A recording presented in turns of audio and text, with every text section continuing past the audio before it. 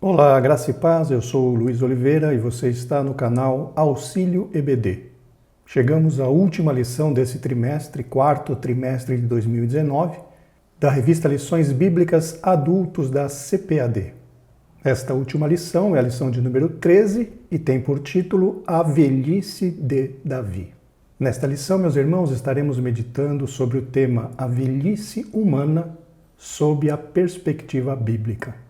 Infelizmente, apenas o passar do tempo não nos faz melhorar, entre aspas, automaticamente.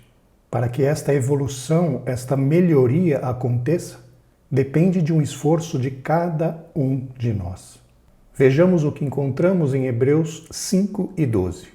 Porque, devendo já ser mestres pelo tempo, ainda necessitais de que se vos torne a ensinar quais sejam os primeiros rudimentos da palavra de Deus, e vos haveis feito tais que necessitais de leite e não de sólido mantimento.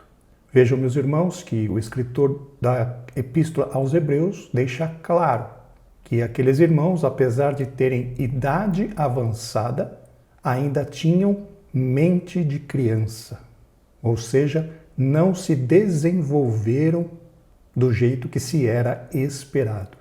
Que Deus nos dê da sua graça para que, seguindo a verdade em amor, cresçamos em tudo naquele que é a cabeça, Cristo Jesus, conforme Paulo deixou registrado na sua carta aos Efésios, no capítulo 4, versículo 15. Para o texto áureo nós temos: ainda que a minha casa não seja tal para com Deus, contudo estabeleceu comigo um concerto eterno, que em tudo será ordenado e guardado, pois toda a minha salvação e todo o meu prazer estão nele, apesar de que ainda não o faz brotar. Segundo o livro de Samuel, capítulo 23, versículo 15, palavras de Davi. Para a verdade prática nós temos: a verdadeira essência da vida não consiste em viver muito ou pouco, mas sim em viver cada momento com Deus e para Deus. Na realidade, meus irmãos, para isso viemos a este mundo, para isso fomos criados, para servirmos ao Deus Todo-Poderoso. É fato de que, ali no Éden, o homem se rebelou contra o seu Criador, pecou e foi lançado fora da presença do seu Criador. Mas Deus já havia provido de um plano de redenção em Cristo Jesus.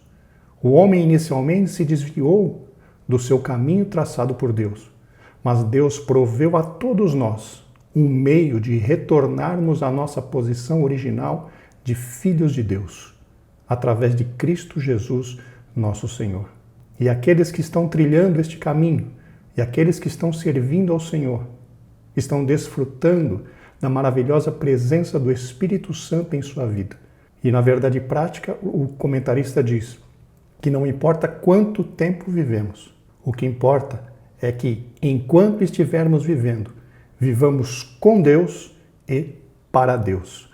Esse é realmente o objetivo de cada um de nós cristãos salvos na pessoa bendita do Senhor Jesus Cristo. A leitura bíblica em classe está em 2º livro de Samuel, capítulo 23, versículos de 1 a 7. Acompanhe a leitura. E estas são as últimas palavras de Davi. Diz Davi, filho de Jessé, e diz o homem que foi levantado em altura, o ungido do Deus de Jacó e o suave em salmos de Israel.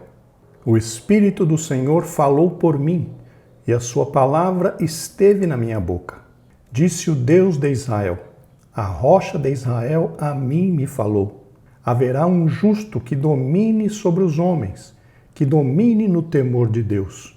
E será como a luz da manhã, quando sai ao sol, da manhã sem nuvens, quando, pelo seu resplendor e pela chuva, a erva brota. Ainda que a minha casa não seja tal para com Deus, contudo estabeleceu comigo um concerto eterno, em que tudo será ordenado e guardado, pois toda a minha salvação e todo o meu prazer estão nele, apesar de que ainda não o faz brotar. Porém, os filhos de Belial serão todos como os espinhos que se lançam fora, porque se lhes não pode pegar com a mão. Mas qualquer que os tocar se armará de ferro e da haste de uma lança, e a fogo serão totalmente queimados no mesmo lugar. Então aqui nós vemos, irmãos, as entre aspas, últimas palavras proféticas de Davi registradas na Bíblia Sagrada. Aqui ele estava afirmando sobre o concerto, a aliança que Deus havia feito com ele a respeito da sua posteridade. E essa posteridade nada mais é do que a pessoa de Jesus Cristo, nosso Salvador, o Rei dos Reis e Senhor dos Senhores, que, entre aspas, humanamente falando, veio da linhagem de Davi para reinar para todo sempre. Glórias ao nome do Senhor. Como objetivo geral da lição, nós temos esclarecer que a essência da vida consiste em viver cada momento com Deus e para Deus. Aqui, meus irmãos, a exemplo das lições anteriores, este tema será repetido por 3 vezes. Verdade prática, objetivo geral e ponto central. Como objetivos específicos para a lição, nós temos, para o tópico 1, apresentar uma visão geral da velhice. Para o tópico 2, pontuar os problemas na velhice.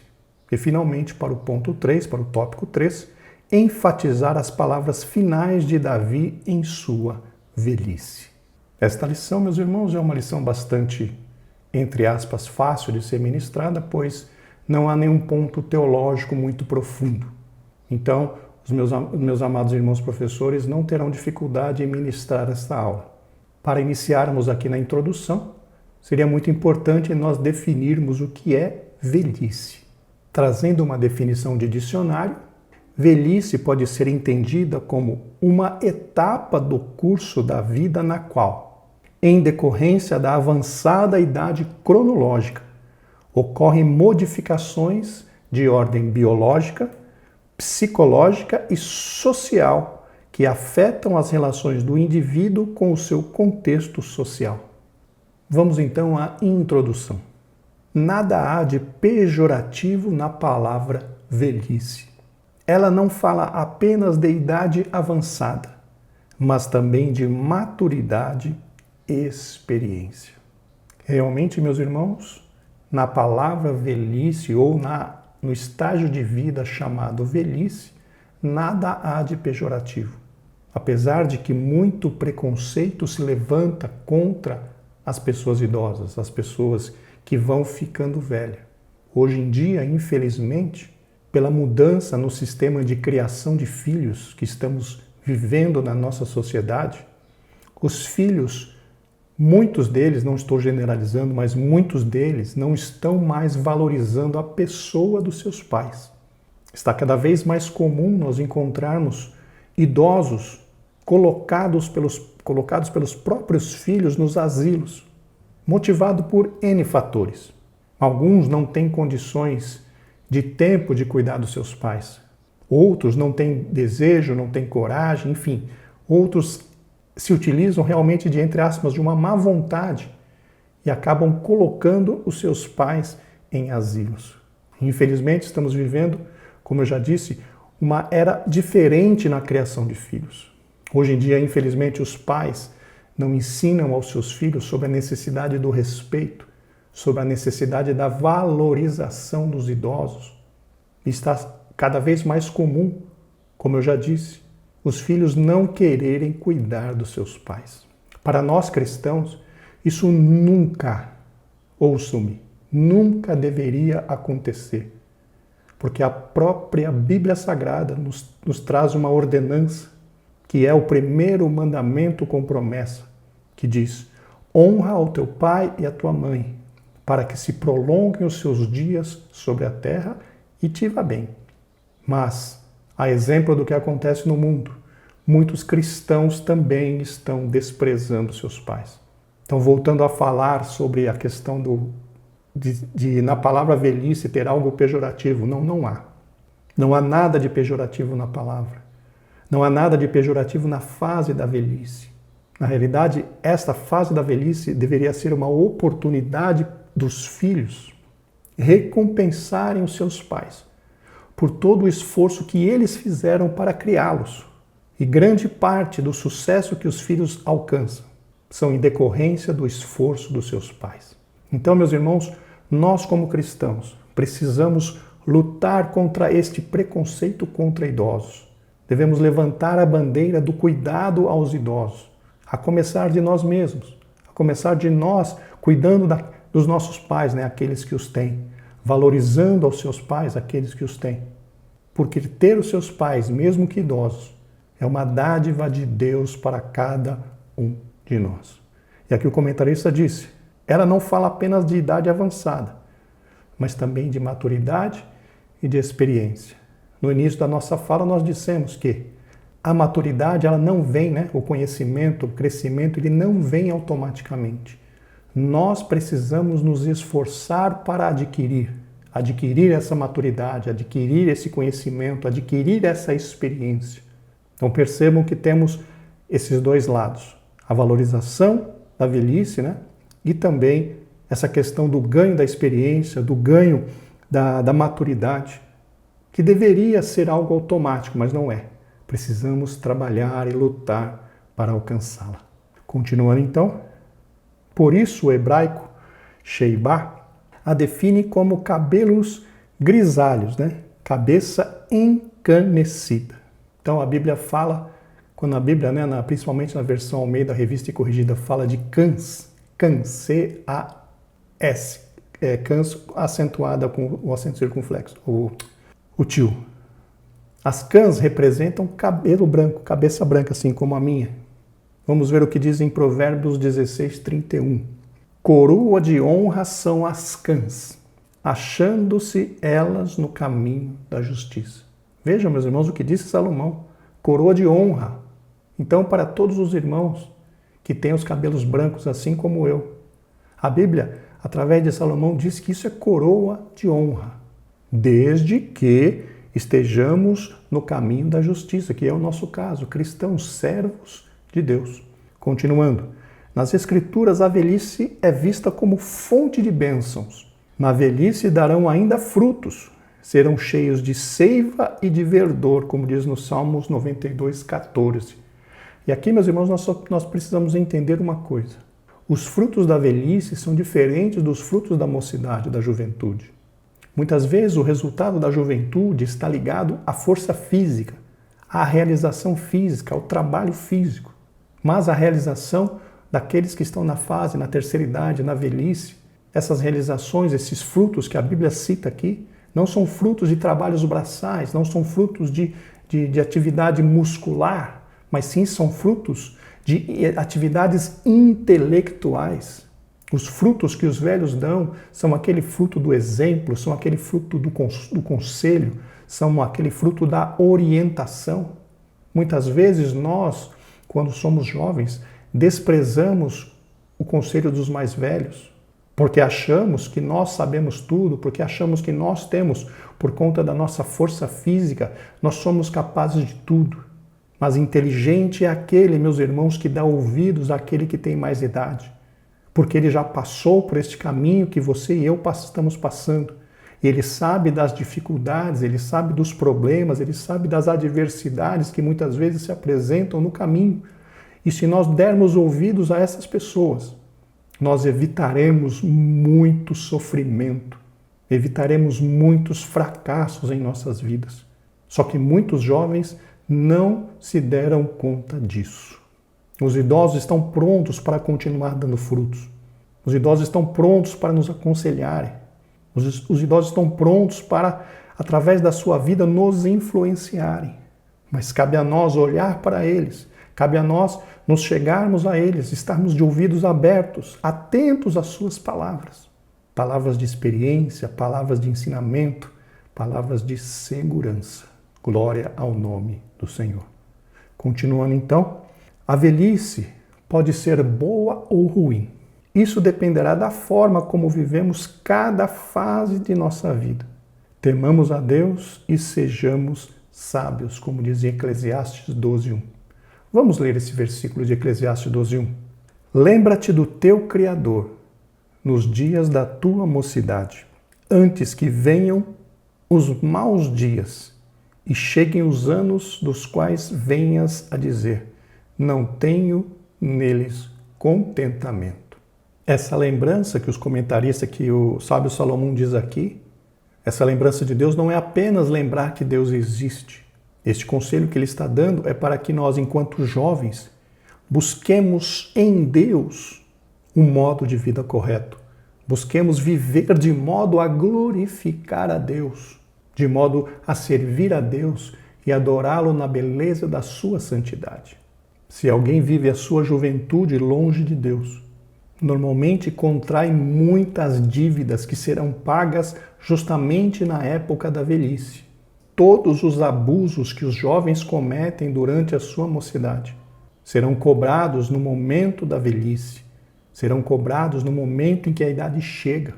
Todo o mal que os jovens fazem contra o seu próprio corpo, quer bebendo, quer comendo demais, quer perdendo noite de sono, depois com o tempo, a idade chegando, todos estes abusos serão cobrados através de doença, através de câncer, através de limitações que vão se apresentando no corpo das pessoas.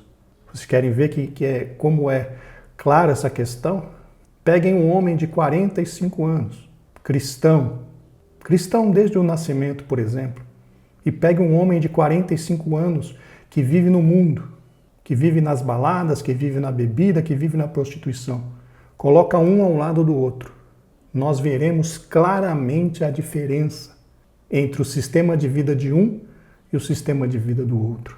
Então, meus irmãos, nós precisamos dizer aos nossos jovens: olha, enquanto você é jovem, lembre-se de servir a Deus. Lembre-se de viver uma vida que agrade ao teu Criador. Porque se você tiver a oportunidade de chegar na velhice, tudo aquilo que você fez de errado na mocidade, com o corpo, será cobrado lá quando a idade chegar. E além disso, além dos maus tratos em relação ao corpo, tem a questão do envolvimento da paixão. Paulo aconselha Timóteo para fugir dos desejos da mocidade. E só consegue fugir dos desejos da mocidade quem tem o Espírito Santo dentro de si e é obediente à palavra de Deus. Para o jovem que se vê envolvido em muitas paixões e cai nelas, estará contraindo para si grandes dívidas espirituais, que serão pagas futuramente, possivelmente no tempo da sua velhice. Então vejam o quão importante é para nós vivermos realmente em todos os momentos em Deus e para Deus. Continuando então, os últimos momentos da vida de Davi, já na velhice, foram conturbados, conforme descritos em 1 Reis. Mas, pela sua peregrinação e comunhão com Deus, ele finda sua missão com uma grandiosa ação de graças ao Senhor, que o chamara desde a meninice. Meus irmãos, segundo a Bíblia Sagrada, Davi veio a falecer com uma idade de 70 anos de idade. Já no final da sua vida, o filho de Jessé passou a apresentar um quadro que a medicina chama de hipotermia, que nada mais é do que a diminuição da temperatura corporal, ou seja, a diminuição da capacidade do corpo em gerar calor, em aumentar a sua temperatura. Mesmo agasalhado, Davi não conseguia resolver o seu problema. Para que se resolvesse ou para que se minimizasse o sofrimento do rei de Israel, foi-lhe providenciada uma moça que dormiria com ele, que cuidaria dele, para que ele pudesse ter o aquecimento corporal de que necessitava. Vamos ler o que diz em 1 Reis, capítulo 1, versículos 2 e 3. Então disseram-lhe os seus servos: busquem para o rei, nosso senhor, uma moça virgem que esteja perante o rei e tenha cuidado dele e durma no seu seio, para que o rei, nosso senhor, se aqueça. E buscaram por todos os termos de Israel uma moça formosa, e acharam Abisag, sunamita, e a trouxeram ao rei. Então veja, meus irmãos, que no final da vida, Davi, sofrendo de hipotermia, mas a Bíblia diz que Davi não conheceu essa moça, ou seja, Davi não se relacionou, não teve relacionamento íntimo com ela. Ela estava ali tão somente para poder cuidar do rei e aquecê-lo, tentando minimizar esse seu problema com temperatura. Continuando então, ponto central. A essência da vida consiste em viver cada momento com Deus e para Deus, conforme já mencionamos anteriormente. Agora vamos tratar do tópico 1. Uma visão geral sobre a velhice. Subtópico 1. Concepções antigas e modernas. Há 2.500 anos, o filósofo egípcio Ptah-hotep descreveu a velhice como o maior infortúnio que pode atingir o ser humano. Eu tive a curiosidade, meus irmãos, de procurar o texto desse filósofo e poeta egípcio. Ele diz assim o texto: quão penoso é o fim do ancião, vai dia a dia enfraquecendo. A visão baixa, seus ouvidos se tornam surdos, o nariz se obstrui e nada mais pode cheirar. A boca se torna silenciosa e já não fala. Suas faculdades intelectuais se reduzem e torna-se impossível recordar o que foi ontem. Dói-lhe todos os ossos. A ocupação a que outrora se entregara com prazer, só a realiza agora com dificuldade e desaparece o sentido do gosto. A velhice é a pior desgraça que pode acontecer ao homem. Vejam, meus irmãos, que situação. Aqui, esse filósofo, e poeta egípcio, Ptah-hotep, enumera realmente todas as dificuldades que normalmente atingem os seres humanos com a chegada da idade. Mas percebam, meus irmãos, que não precisa ser exatamente desta forma.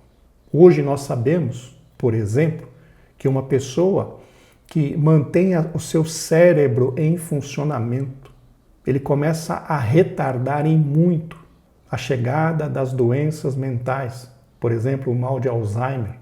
A pessoa que mantém o seu cérebro trabalhando, e o trabalho aqui é o trabalho intelectual, o trabalho de leitura, o trabalho de pensar, o trabalho de solucionar problemas. Conforme vamos mantendo o nosso cérebro trabalhando, ele vai como que se renovando. Nós sabemos que as células nervosas, elas, quando morrem, elas não se reproduzem mais. Mas o que eu quero dizer é, nós vamos treinando o cérebro, Algumas pessoas dizem que o cérebro é como se fosse um músculo. Conforme vamos treinando, conforme vamos submetendo o nosso cérebro a um estresse no sentido de aprendizados e outras coisas mais, ele vai se desenvolvendo, ele vai se tornando cada vez mais sadio. E a partir do momento em que deixamos o nosso cérebro sem atividade construtiva, sem atividade de pensar, de solucionar problemas, é como se o músculo ficasse num estado de sedentarismo e começa a se atrofiar, e começa a diminuir, e começa a ficar fraco. Então hoje nós sabemos que as atividades intelectuais começam a atrasarem muito a ocorrência do mal de Alzheimer. Por exemplo, por esses dias eu estava ouvindo um vídeo de um especialista em neurociência. Ele disse que por exemplo, uma atividade desafiadora para o cérebro, aprender uma nova língua. O aprendizado de uma nova língua, por exemplo, pode retardar a chegada do mal de Alzheimer em no mínimo 5 anos. Então vejam, meus irmãos, que coisa interessante. Precisamos manter o nosso cérebro em funcionamento. Algumas pessoas têm aquela ideia errônea de dizer: não vejo a hora de me aposentar para descansar. Meus irmãos, descanso é morte. Nós precisamos continuar com o cérebro em trabalho, em funcionamento. Nós precisamos aprender a exercitar o nosso cérebro para que as doenças mentais não nos atinjam. Veja que interessante. Em relação à parte física que o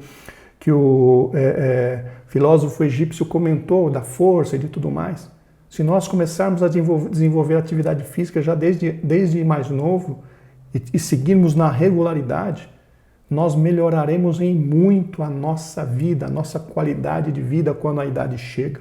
Então percebam que todo esse preconceito contra a idade é um preconceito de pessoas que muitas vezes estão desinformadas. Você e eu podemos nos preparar bem para a velhice, mantendo o nosso cérebro em funcionamento, melhorando a qualidade da nossa alimentação e desenvolvendo, fazendo atividades físicas. Isso tudo melhora a nossa qualidade de vida, isso tudo melhora a nossa situação de saúde, a nossa saúde durante a velhice. Então vejam que existe solução para esse problema. Continuando, o poeta inglês William Shakespeare não via a velhice com bons olhos. Antes relatou que os anos crepusculares trazem uma segunda infância e simples esquecimentos. Essa questão dos anos crepusculares seria o crepúsculo, é o fim, né?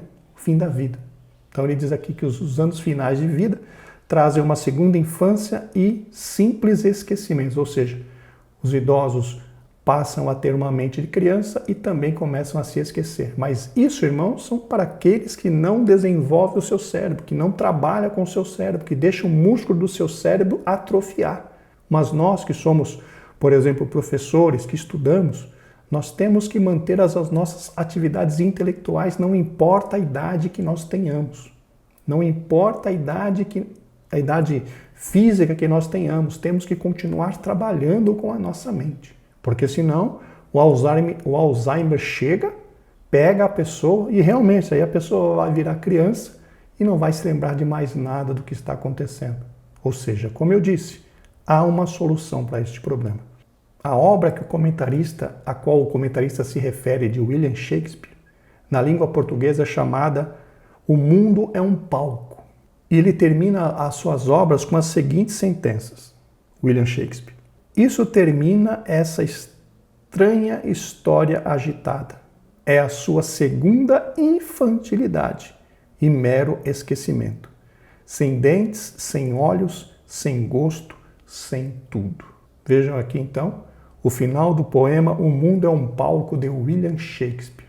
Mas como eu já disse, pode ser diferente para nós dois, para todos nós, desde que tenhamos em mente essa questão do desenvolvimento do cérebro e da atividade física e da boa alimentação. Continuando, o tom da concepção moderna sobre a velhice é desgastante, ao afirmar que os velhos são ressentidos com os jovens, pois são pessoas cansadas, fora de moda e severas. Vejam, meus irmãos, que situação, não é assim, vamos dizer assim, realmente esse sentimento de algumas pessoas estão presentes, mas isso é um grande erro. Pensar desta forma é um grande erro. Para o idoso que viveu a sua vida de acordo com a vontade de Deus, não existe motivo para ser ressentido contra os jovens. Não existe motivo para isso, para quem está em Deus. Então vejam, é uma generalização que para o cristão não deve valer, não pode valer. O idoso pode ser uma pessoa cansada fisicamente, sim, mas o idoso que serve ao Senhor, a Bíblia diz que aqueles que esperam no Senhor, Isaías fala, renovarão as suas forças, voarão com asas como águia, correrão e não se cansarão, andarão e não se cansarão, correrão e não se afadigarão. Vejam, meus irmãos, então que essa generalização não pode atingir o crente. O próprio Paulo diz, ainda que o meu homem exterior, meu corpo, minha carcaça se corrompa, contudo o meu interior se renova dia a dia, glória ao nome do Senhor. A nossa carcaça pode ter muita idade, mas o nosso homem interior precisa estar renovado dia após dia na presença do Senhor, glórias ao nome do Senhor. Então lutemos, irmãos, contra este preconceito. O jovem, o ancião cristão não tem por que ter inveja, não tem por que ter mágoa com o jovem, não tem. Na realidade, ele tem que se colocar na sua posição de conselheiro, de exemplo, de alguém que precisa ser imitado pelos jovens. Como disse Paulo, sede meus imitadores, assim como eu de Cristo. Que nós, irmãos, quando nos tornarmos idosos, ou aqueles que já o são, se tornem exemplos para esta mocidade, esta juventude que está vindo aí, muitas vezes perdida, sem referenciais de vida. Que nós, com os nossos cabelos brancos, possamos nos colocar como referenciais para essa juventude, para que eles possam se encontrar novamente no caminho. Continuando, entretanto, o respeito por cada fase da vida é ordenado por Deus. Ninguém pode desprezar o outro por ser adolescente, jovem ou idoso. Na realidade, meus irmãos, nós como cristãos precisamos amar e respeitar a todos, independente da idade, da cor, da situação financeira, da classe social ou mesmo do credo. Nós como cristãos não podemos desprezar, por exemplo, as pessoas adeptas das outras religiões. Nós temos que respeitá-los, expressar a nossa fé em Cristo Jesus, mas respeitar a posição das pessoas. Mateus, no capítulo 5, versículo 43, o Senhor Jesus nos ordena a amar os nossos inimigos. Vejam, amar os nossos inimigos. O que dirá então do nosso próximo? Respeito é o mínimo que podemos ter pelas pessoas que nos rodeiam. O mínimo. Continuando. Tem-se veiculado nos meios de comunicação o descaso com que muitos tratam os mais velhos. Sem dúvida, isso se deve ao esfriamento do amor e ao aumento do pecado, gerando ingratidão e desrespeito. Sobre este tema, irmão, nós falamos já anteriormente, nessa mesma lição, com essa dificuldade, essa mudança no sistema de criação dos filhos. Os pais não estão mais instruindo os filhos a respeitarem e honrarem os mais velhos. Isso está fazendo com que haja um distanciamento grande entre pais e filhos e um consequente esfriamento entre as relações. Hoje são poucos os filhos que têm pelos pais aquele verdadeiro amor que deveria ter, aquele verdadeiro respeito que deveria ter. Mas que Deus nos ajude, irmãos, a instruir os jovens para que isso seja mudado, pelo menos entre nós cristãos. Continuando. Por isso a igreja deve manter programas especiais para os idosos, pois esta prática revela o amor de Deus ao próximo. Na realidade, irmãos, realmente a assistência social é algo que não deve ser desprezada por nenhuma igreja. Desde os tempos da igreja primitiva, esse trabalho foi instituído. E nós, como igreja na era da pós-modernidade, não podemos desprezar este ministério. O ministério da assistência social é algo extremamente necessário, principalmente nos dias que estamos vivendo. Continuando então, subtópico 2, a concepção bíblica, a respeito da velhice. A Bíblia descreve a velhice como algo natural e dadivoso. O homem que mais viveu na terra foi Matusalém, chegando à idade de 969 anos, como diz em Gênesis 5 e 27. Realmente, irmãos, a velhice como sendo algo natural está claro para todo mundo. Em relação a ser algo dadivoso, ou seja, algo abençoado, está relacionado àquilo que nós já falamos no começo. Muitas vezes olha-se para a velhice com desprezo, com preconceito, e na realidade não deveria ser desta forma. Continuando então. Mas há muitos outros que chegaram à velhice com menos idade e diversos problemas, como Isaac, que não enxergava mais, Barzilai, que afirmou que devido à idade já não se interessava mais por finas iguarias. No caso de Isaac, meus irmãos, nós vemos que a enfermidade nos olhos o atingiu no final da sua vida. E essa é uma situação que todos nós estamos sujeitos. Tudo bem, hoje nós temos a medicina a nosso favor, os avanços da medicina, os avanços da ciência, que procuram minimizar esses problemas. Mas todos estamos sujeitos a esse tipo de coisa. Já no caso de Barzilai, ele diz que não tinha mais prazer, não se interessava mais por finas iguarias, ou seja, ele não tinha mais desejo disso. Na realidade, irmãos, o próprio Salomão diz que tudo isso é vaidade. E conforme nós vamos ganhando idade, vamos amadurecendo, nós passamos a não valorizar tantas coisas que para nós se tornam, entre aspas, coisas sem valor. Então percebam que Barzilai, com a idade, na realidade ele se tornou maduro. Ele se tornou alguém que não valorizava mais estas coisas. Grandes espetáculos, grandes comidas, porque conforme eu falei, segundo Salomão, tudo isso é vaidade. E quando vamos amadurecendo, vamos parando de dar valor a tantas coisas que enquanto jovem nós valorizávamos muito. Essa é uma das várias bênçãos que você adquire, que você ganha através da maturidade. Continuando então, a Bíblia relata, porém, 2 homens de idade avançada que não foram atingidos pelos sintomas e problemas da velhice. O primeiro é Moisés. Em Deuteronômio 34:7 é dito que os seus olhos nunca escureceram, nem ele perdeu o vigor. Em seguida, Caleb, com a idade de 84 anos, falou a Josué que Deus lhe tinha conservado até ali. E ele ainda viria a conquistar as terras que lhe foram destinadas, como está lá em Josué 14, do 10 ao 14.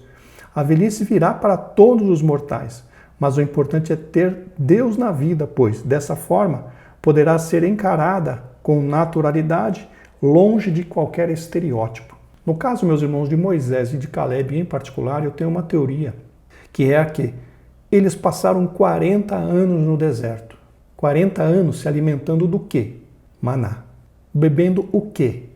Água saída da rocha. Maná vinha de onde? De Deus, pão do céu.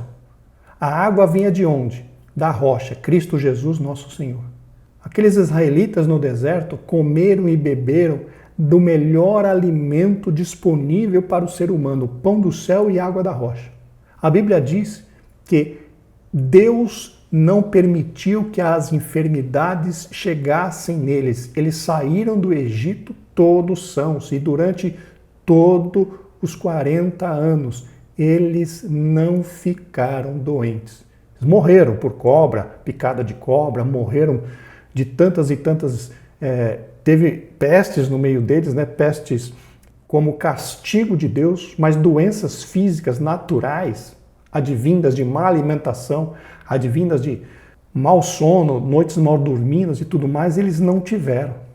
Então, o que aconteceu com eles foi que eles tiveram o melhor jeito de viver naqueles 40 anos, comendo da comida do céu, bebendo água do céu, sem nenhuma enfermidade natural, ou seja, a longevidade daquelas pessoas iriam ser muito grande se não fosse o pecado. Então, no caso de Moisés e no caso de Caleb, essa bênção na vida deles foi motivada pelo quê? Pelo sistema de vida que eles tiveram no deserto.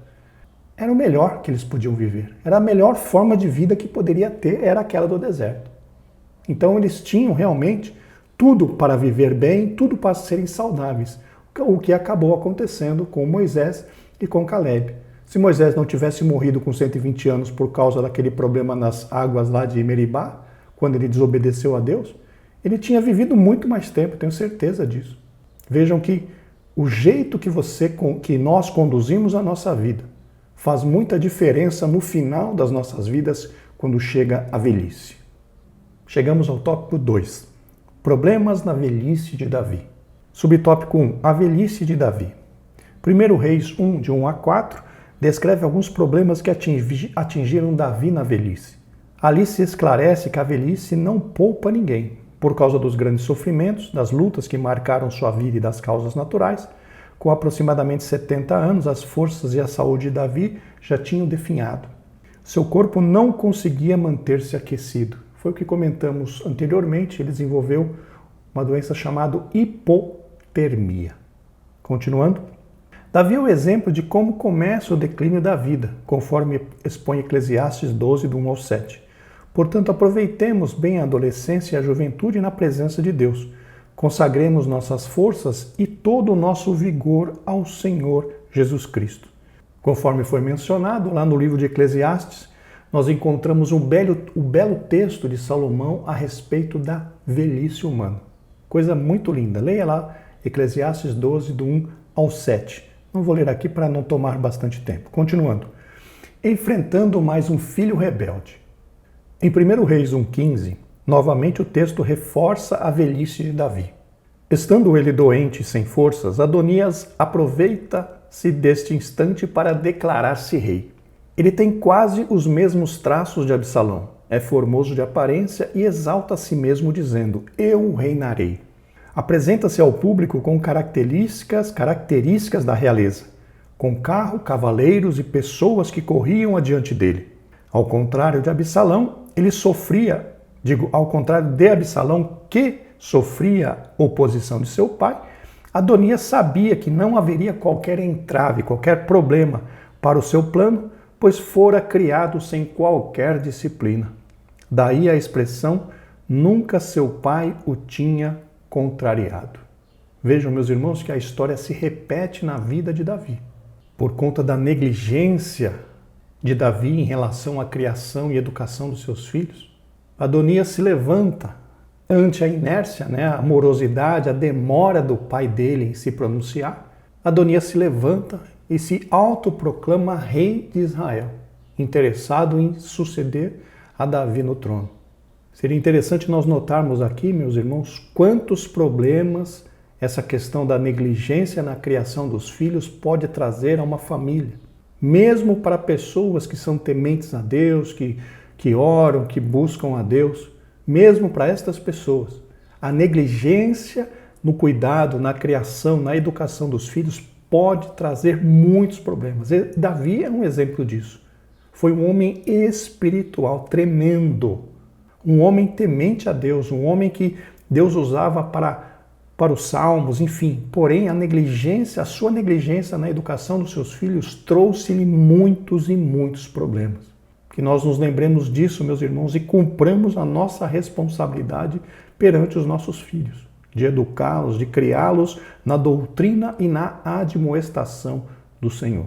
Continuando então, Adonias representa aqueles que querem ser líderes segundo a sua própria vontade, que exaltam a si mesmos desprezando a vontade de Deus. Essa postura vai lhe custar a vida. Aqui nem precisamos comentar, porque pessoas assim já está cheia por aí. Encontramos muitas pessoas aí que, entre aspas, né, como diz a linguagem chula, se acham, né? Mas a nós, servos do Senhor, cabe a nós aguardar o agir de Deus e a confirmação de Deus. Tudo que é para ser nosso, meus irmãos, nós não precisamos nos preocupar, porque ninguém vai tomar. A nossa bênção é nossa, a nossa chamada é nossa. Aquilo que Deus tem para nós, somente nós podemos estragar o plano de Deus, nos recusando a fazer a vontade dele. Mas se você e eu somos obedientes à vontade de Deus, pacientes, quando chegar o momento, Deus colocará nas nossas mãos a bênção. Deus colocará nas nossas mãos aquilo que Ele tem preparado.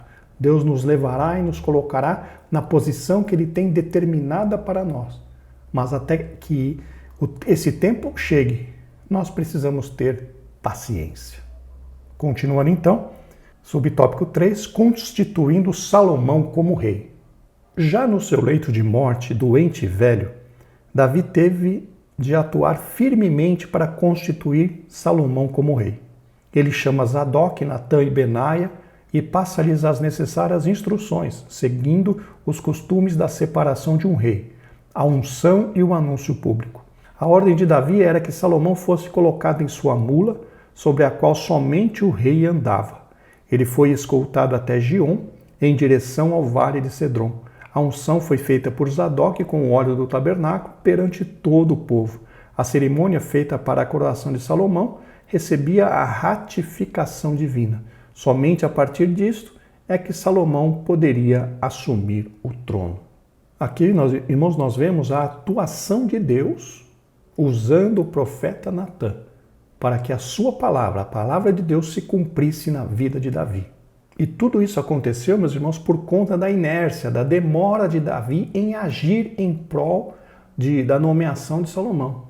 Então percebam que mesmo alguém tendo a promessa de Deus, o homem pode atrapalhar. Davi, por conta da sua inércia, eu estou repetindo isso pela terceira vez, ou seja, a demora de Davi agir, fez com que Deus inspirasse Natã para que fosse falar com Batseba, para que fossem os dois falar com Davi, para que a vontade de Deus fosse feita, porque se dependesse de Davi, ele não ia fazer, mas Deus não ia fazer assim, nos dá a entender que ele não faria, ele não iria contrariar Adonias, porque segundo nós lemos na própria lição, Davi nunca tinha contrariado Adonias.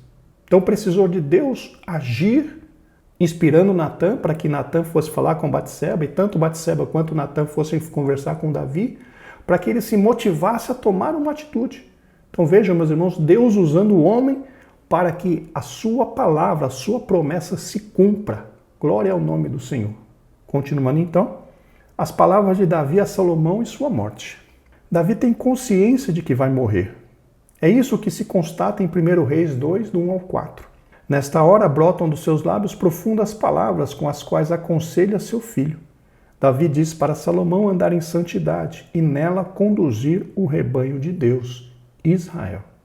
Se observarmos com atenção o texto proposto aqui de 1 Reis 2, 1 a 4, nós veremos que Davi tinha a perfeita consciência de que a aliança, o concerto que Deus havia feito com ele e com a sua descendência somente se cumpriria se os filhos de Davi, se a descendência de Davi fosse obediente aos mandamentos do Senhor.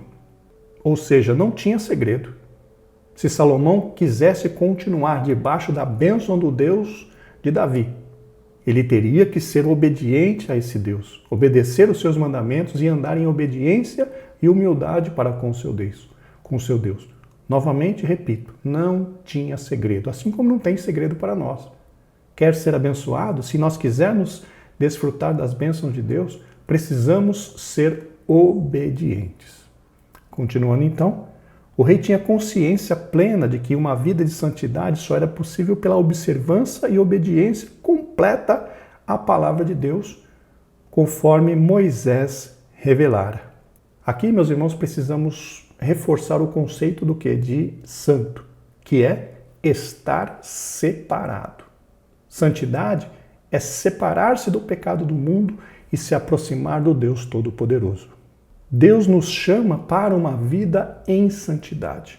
Paulo escreve em 1 Coríntios 1 e 2, na Nova Versão Internacional, o seguinte: chamados para serem santos. Nós fomos chamados para sermos santos. Glória ao nome do Senhor. Essa nossa separação do mundo, ou nesse processo de santificação, consiste tão somente em nós nos esforçarmos para conhecer a palavra de Deus e cumpri-la, segui-la conforme está escrito. Se nós obedecermos esta palavra, se nós a conhecermos e obedecê-la, nós estaremos cada dia mais nos aproximando do Deus Todo-Poderoso. O escritor, no Salmo 119, diz: lâmpada para os meus pés é a tua palavra e luz para o meu caminho, ou seja, farol baixo e farol alto. Ilumina no agora, no próximo ali, no nosso dia a dia, e também ilumina para o futuro. Luz para o meu caminho. Glória ao nome do Senhor. Continuando então, tanto Salomão quanto o povo tinham a responsabilidade de andarem nos caminhos do Senhor, por causa das verdades divinas transmitidas, o que significava, primeiro, atentar para os estatutos do Senhor, segundo, guardar os mandamentos divinos, terceiro e último, atentar para os decretos ou juízos do Senhor. Então, meus irmãos, aqui está muito claro. Vida de vitória, vida de sucesso. Quem a quer ter, precisa cumprir os mandamentos do Senhor. Atentar, como diz aqui, para os estatutos do Senhor, guardar os mandamentos e atentar nos decretos e juízos do Senhor. Ou seja, temos que cumprir, obedecer e amar a palavra de Deus. Vamos agora para o tópico 3, as palavras finais de Davi em sua velhice. Sob o tópico 1, o reconhecimento da ação do Deus de Jacó. As palavras finais de Davi em 2 Samuel 23, de 1 a 7, são de louvor a Deus. Primeiramente, ele expressa sua gratidão a Deus por ter lhe favorecido em tudo e menciona que foi levantado em altura pelo Deus de Jacó. Disse o Deus de Israel, a rocha de Israel a mim me falou. Haverá um justo que domine sobre os homens, que domine no temor de Deus. Davi tinha consciência de que todas as suas conquistas não eram humanas e que ele mesmo não era divino, como pensavam os reis de outras nações a seu próprio respeito. Mas seu crescimento veio do Deus de Israel. Na realidade, meus irmãos, a função de Davi ali era ser um cooperador de Deus. Era Deus reinando através de um homem. Deus reinando através do rei. Era uma teocracia modificada, vamos dizer assim. Então, Davi tinha consciência de que tudo aquilo que ele havia desfrutado de bênção em sua vida, todo aquele valor, todo aquele nome, toda aquela honra, todo aquele poder que ele teve, foi colocado nas mãos dele. Por quê? Porque Deus o deu. Deus pelejou por Israel. Deus abençoou a vida de Davi. E se não fosse Deus, Davi não teria chegado onde chegou. Davi sabia e tinha consciência de que ele era totalmente dependente de Deus. Vamos ler o comecinho do Salmo 40. Salmo 40, de 1 a 3. Esperei com paciência no Senhor, e ele se inclinou para mim e ouviu o meu clamor. Tirou-me de um lago horrível, de um charco de lodo, pôs os meus pés sobre uma rocha, firmou os meus passos. e pôs um novo cântico na minha boca, um hino ao nosso Deus. Muitos o verão e temerão e confiarão no Senhor. Vejam, meus irmãos, quem era naquela época mais capaz do que Davi? Davi matou um urso, Davi matou um leão, Davi matou Golias. Tudo bem que tudo isso foi pela bênção de Deus na vida dele. Mas quem seria mais capaz do que Davi naquela época? A Bíblia conta histórias de que ele, junto com os seus valentes, defenderam, fizeram guerras tremendas e deram um grande livramento para Israel através do atuar de Deus. Quem era mais capaz do que Davi? Quem tinha mais condições e mais capacidades do que Davi? Nós não encontramos nenhum. Mas, no Salmo 40, ele nos dá uma lição de humildade. Ele nos dá uma lição, ele nos mostra claramente que ele era dependente de Deus. Esperei com paciência no Senhor, disse Davi. Um homem que acha que tem capacidade nunca iria esperar. Um homem que acha que pode fazer as coisas não espera em Deus. Ele vai e tenta fazer da sua forma. Mas Davi não. Esperei, disse Davi, com paciência no Senhor. E ele se inclinou para mim e ouviu o meu clamor. Tirou-me de um lago horrível, de um charco de lodo. Pôs os meus pés sobre uma rocha, firmou os meus passos e pôs um novo cântico na minha boca.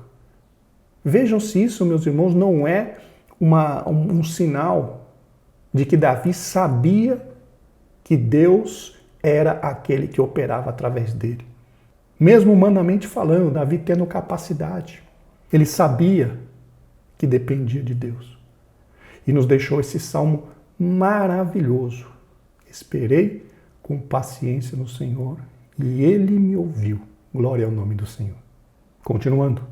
Reconhecer nossa fragilidade é o caminho para Deus usar-nos sem nunca pensarmos em ser alguma coisa. Vamos ler Deuteronômio capítulo 8, versículo 17 e 18. E não digas no teu coração: a minha força e a fortaleza do meu braço me adquiriram este poder. Antes, te lembrarás do Senhor teu Deus, que é Ele o que te dá força para adquirir esse poder, para confirmar o seu concerto que jurou a teus pais, como se vê neste dia. Tudo o que somos e tudo o que temos vem das mãos do Senhor. Glória ao nome do Senhor. Continuando, no Novo Testamento, Paulo era usado por Deus, mas tinha consciência da sua humanidade, ou seja, das suas limitações. Vamos ler o que diz em 2 aos Coríntios 3, capítulo 3, versículos 4 e 5. E é por Cristo que temos tal confiança em Deus. Não que sejamos capazes, por nós, de pensar alguma coisa como de nós mesmos, mas a nossa capacidade vem de Deus. Paulo tinha perfeita consciência de que tudo vinha das mãos de Deus. Capacidade para pregar vem das mãos de Deus. Capacidade para cantar vem das mãos de Deus. Capacidade para ensinar vem das mãos de Deus. Capacidade quaisquer que você queira imaginar, tudo vem das mãos de Deus. Louvado seja o nome do Senhor. Tudo que temos é dado. Tudo que temos é recebido das mãos de Deus. Então não temos, meus irmãos, motivos para nos orgulharmos de quaisquer coisas que possamos fazer, entre aspas, bem. Porque tudo vem das mãos de Deus, tudo é dádiva vinda de Deus. Nós somos apenas instrumentos. Como disse Paulo, cooperadores de Deus. Continuando então, o Davi inspirado no subtópico 2. Davi esclarece que as palavras que pronunciará têm sua fonte em Deus. Ele deixa claro nos versículos 3 e 4 que brevemente o governador ideal chegará. Ele irá atuar com justiça, andará no temor do Senhor e trará grandes bênçãos ao povo. O rei diz assim porque tinha consciência de que havia falhado. Mas é importante nós notarmos, meus irmãos, que Davi não estava falando do governo de seu filho Salomão, mas sim do reino sempiterno do nosso Senhor Jesus Cristo. Ele é o próprio, entre aspas, descendente de Davi, que reinará e o seu reino não terá fim. Jesus Cristo é esse descendente de Davi. Continuando então, mesmo diante de suas falhas, Davi sabia que Deus tinha estabelecido com ele um concerto, de modo que esse justo rei irá sair da sua própria casa. Referia-se ele profeticamente à chegada do Messias, Jesus Cristo, conforme já mencionamos agora há pouco. Em 1 Reis 2:10, o autor sagrado registra a morte de Davi, o grande rei de Israel. Ele dormiu com seus pais para acordar na eternidade com Deus. Ele estaria para sempre com o Senhor. Nós vemos, meus irmãos, que Davi começou muito bem e depois, por um infortúnio da sua vida, por uma falta de vigilância, acabou pecando terrivelmente contra Deus. Mas se arrependeu com sinceridade, buscou a renovação de Deus e Deus o restaurou à sua posição antiga. Tá certo que, como nós estudamos durante esse trimestre, nós vemos que a colheita do seu plantio, Davi foi obrigado a colher, que foi aqueles problemas na família, enfim, nós vimos muito claramente nas lições anteriores. Mas que isso fique de exemplo para nós, porque se nós pecarmos, nós temos um advogado perante o Pai, Jesus Cristo, como diz lá em 1 João. Mas é muito importante, irmãos, que nós tenhamos um coração sensível à voz do Espírito Santo. Em Apocalipse diz, pelo menos uma vez em cada uma das cartas, 7 igrejas: quem tem ouvidos, ouça o que o Espírito diz às igrejas. Que nós tenhamos então, meus irmãos, ouvidos sensíveis para podermos compreender e acatar todas as vezes que o Espírito Santo falar conosco. A sensibilidade de Davi, somada à sua humildade perante Deus, foram os fatores que garantiram a restauração do rei de Israel. Que possamos, à semelhança dele, também sermos humildes e pedirmos a Deus para termos essa sensibilidade, para que quando o Espírito Santo falar conosco, nós possamos ouvir, entender e acatar para o nosso próprio bem, para a nossa própria prosperidade. Glória ao nome do Senhor. Finalmente, meus irmãos, chegamos à conclusão, terminando o 4º trimestre de 2019. A Bíblia fala dos atos heróicos de Davi, mas não esconde seus erros e deslizes. Mas o pastorzinho de Belém, como o homem segundo o coração de Deus, soube como retornar ao que o ungira como rei de Israel. Seus salmos relatam a comunhão profunda e íntima que ele mantinha com o Senhor. E dessa forma, o amado rei finda sua vida enaltecendo o Deus de Jacó. Meus irmãos, que a vida de Davi sirva para nós de inspiração, tanto em relação ao que devemos fazer, quanto em relação ao que nós não podemos fazer. E em caso de falha, em caso de queda, em caso de pecado, que nós possamos, à semelhança dele, nos arrepender, reconhecer essa situação e se arrepender diante de Deus o mais rápido possível, para que possamos novamente alcançar a renovação e novamente desfrutar dos tempos de refrigério na presença do Senhor. Agradeço a você que nos acompanhou aqui durante todo esse trimestre. Esse é o terceiro trimestre que nós estamos gravando vídeos, gravando pré-aulas. Agradecemos a todos vocês que nos acompanharam durante estes 9 meses, esses três trimestres, Esses 3 trimestres, muito obrigado por cada comentário, muito obrigado por cada like, muito obrigado a todos os inscritos no nosso canal. Passamos de 800 inscritos agora e agradeço a cada um de vocês que se inscreveu no nosso canal. E para 2020, se Deus assim nos permitir, estaremos continuando este trabalho e procurando melhorar ainda mais para a glória do nome do Senhor e para servir a sua igreja. Muito obrigado por tudo. Gostaria de desejar a todos um feliz ano novo, que Deus continue abençoando a cada um de vocês e, se Deus permitir, o ano que vem estaremos juntos novamente. Muito obrigado, a paz do Senhor, que Deus continue abençoando.